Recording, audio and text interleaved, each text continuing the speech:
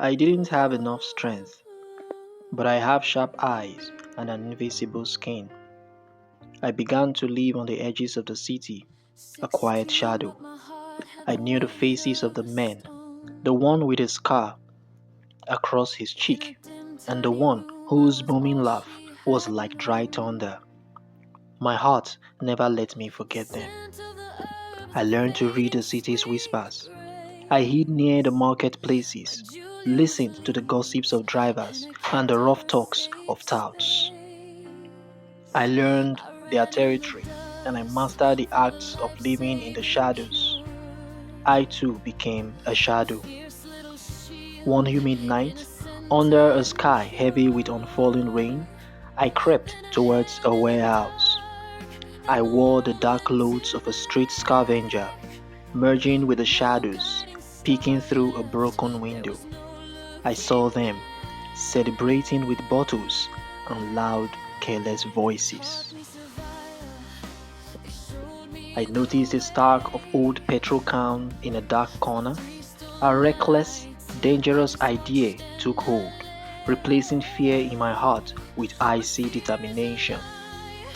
I remember the small rusty box of matches I kept for lighting my own meager fire. Moving silently as a forest cat, I crept to the back, at a narrow gap in the wall, just wide enough for a small girl.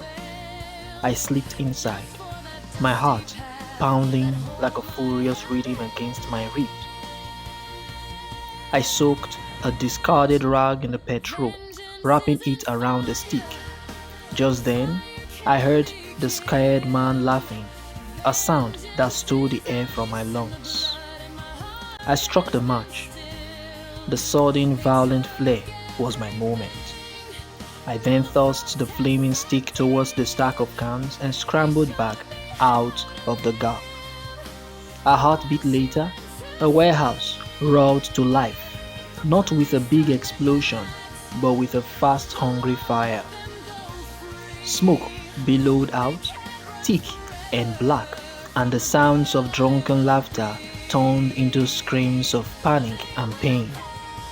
I did not stop to watch. I ran as fast as my leg could carry into the darkness of the night. I stopped and rested my back against a cool stone wall. The air was cleaner now. I closed my eyes and saw my mother's gentle face, but this time it was a bit peaceful. A single silent tear traced the path through the grim of my cheek.